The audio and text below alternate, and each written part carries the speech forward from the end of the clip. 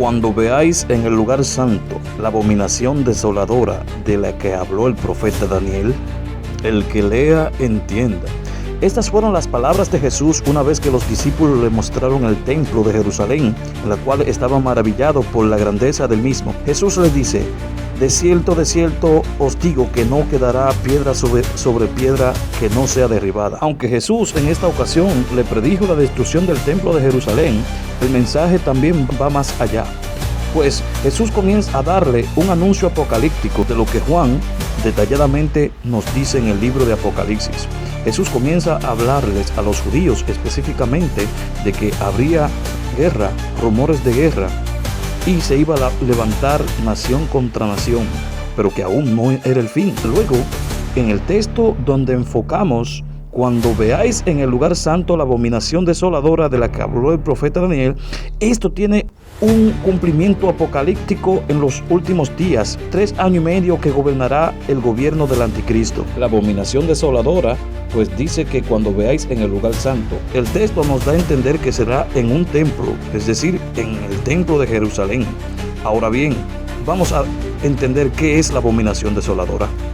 Pablo, con la misma revelación, nos profetiza y dice que este personaje, cuando habla del anticristo, se sienta en el templo y se hace pasar por Dios, es decir, de que será en un templo. El apóstol Juan también nos dice: hijitos, habéis escuchado de que el anticristo viene. Veamos el texto. Jesús está usando el libro de Daniel. Ahora bien, los que saben y conocen la historia entenderán que durante el periodo intertestamentario hubo un hombre llamado Antíoco Epífanes o Antíoco el IV, cuyo nombre significa Dios manifiesto.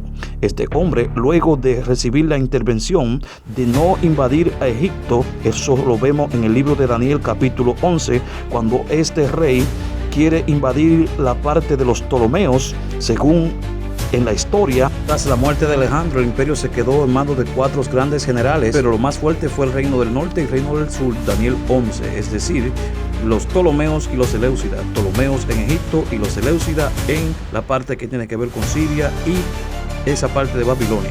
Pero nos dice la Biblia que uno de esos sucesores, es decir, el que mencionamos, Antíoco el IV, este es el que sobresale, el cual persigue a la nación de Israel por un tiempo. Recibe la noticia de Roma de no invadirla. Una vez que este hombre recibe este ultimátum de Roma, cuya nación estaba emergiendo y decayendo ya lo que es el imperio griego, viene desalentado y arremete contra el pueblo judío. Según las orientaciones y los pasajes de la historia, y aún en la misma Biblia, nos da a entender de que este rey altivo, eso lo vemos en el libro de Daniel, donde dice que vendrán naves de la costa de Quitín, el cual causarían esa impotencia. Su ira la descarga contra el pueblo santo, cuyo pueblo se encontraba entre ambos imperios, los Ptolomeos y los Seleucidas. Entonces, allí, este hombre hace algo que hiere a la nación. Ahí es que se conoce el tiempo de los macabeos, pero esto resulta debido a que este hombre, Antíoco Epífanes, instaura una imagen o una estatua del dios Zeus y también sacrifica un cerdo, cosa abominable para los judíos, que aunque no tenían mucha fuerza, según nos dice el texto de la Biblia en Daniel 11, fueron ayudados. Es decir, que esta revuelta que causaron los macabeos ayudó a que se librara y se purificara el templo. De ahí viene lo que es la celebración Hanukkah, cuya fiesta celebran los judíos en la actualidad. También prohibió que se leyera la Torá. Es decir, esto se llamó también la purificación del templo una vez que fue librado por los macabeos. Pero este personaje llamado Antíoco Epífanes es un prototipo del anticristo, el personaje real que aún está por manifestarse, según lo vemos en el libro de Daniel capítulo 9 verso 27, que nos habla una vez que el pueblo judío edifique el tercer templo. Allí, en los días de los primeros 7 años de paz, se establecerá un pacto con la nación de Israel, y nos dice el texto: y por otra semana confirmará el pacto con muchos y hará cesar el sacrificio y la ofrenda.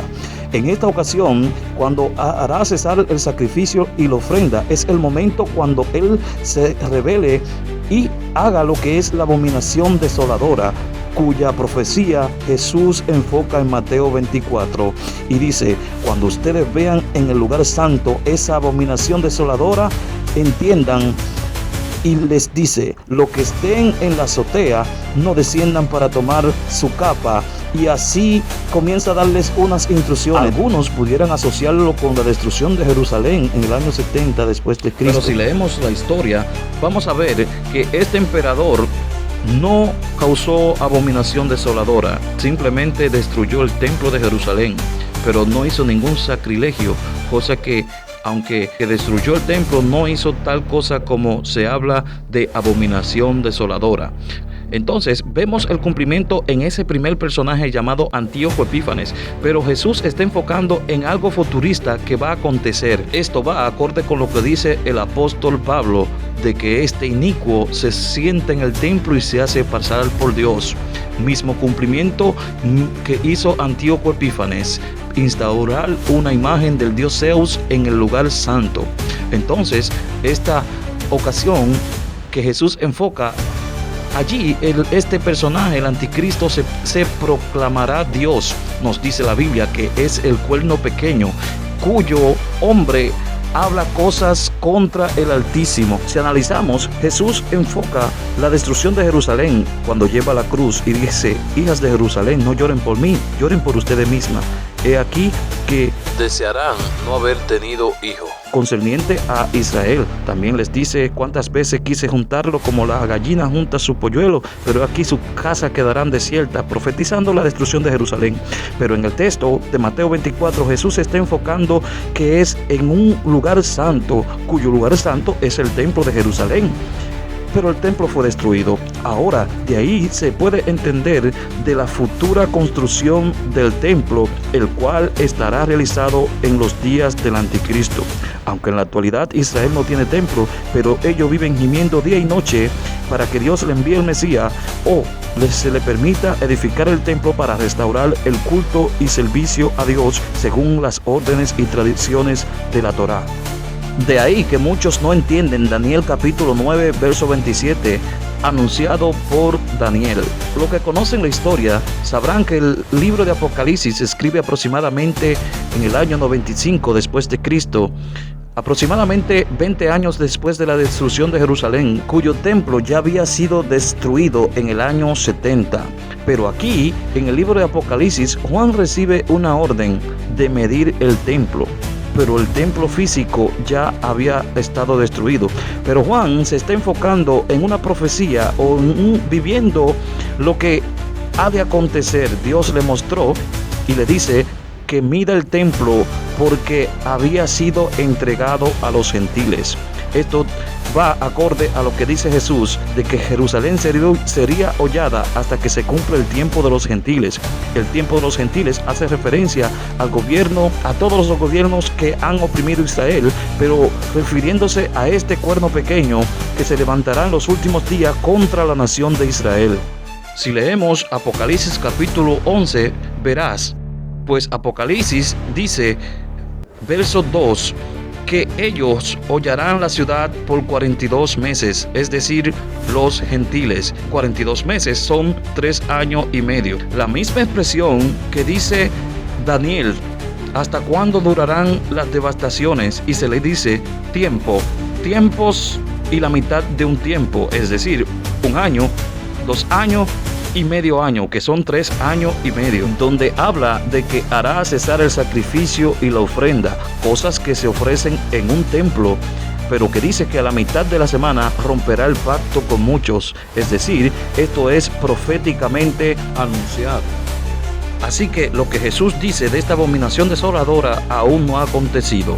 Por eso es que en la última semana de Daniel nos habla de que hará cesar el sacrificio y la ofrenda. La Biblia es su propio intérprete, no hay que buscar añadiduras. Esa es la profecía fiel, lo que nos dice la palabra de Dios. y se le permitirá hacer guerra contra los santos y vencerlo, cuyos santos son la nación de Israel. Si necesita más texto, pues en el mismo Apocalipsis nos dice en el capítulo 12 de esta mujer vestida de sol, cuyo dragón persigue y también persigue a la mujer y quiere destruirla. Se refiere a estos momentos de aprieto y de persecución del anticristo, cosa que también fue profetizado por Jeremías como la apretura de Jacob o la angustia de Jacob, que serán en estos momentos de la gran tribulación, pero dice que de ella será librado. Así que, aunque algunos entienden que mucho de la descendencia no podrá huir, es por eso que relacionan con lo que dijo Jesús en Mateo 24, que oraran para que vuestra huida no sea invierno ni día de reposo, refiriéndose a esos días de gran tribulación y la huida, pues algunos afirman, según algunos textos, que la mitad o una parte de la descendencia no podrá huir, porque dice que el dragón hará guerra contra el resto de la descendencia, cosa que va acorde Zacarías capítulo 14, verso 2, que dice así: busca de Cristo para que también sea librado de estos momentos de gran tribulación que han de venir sobre la faz de la tierra. Dios te bendiga.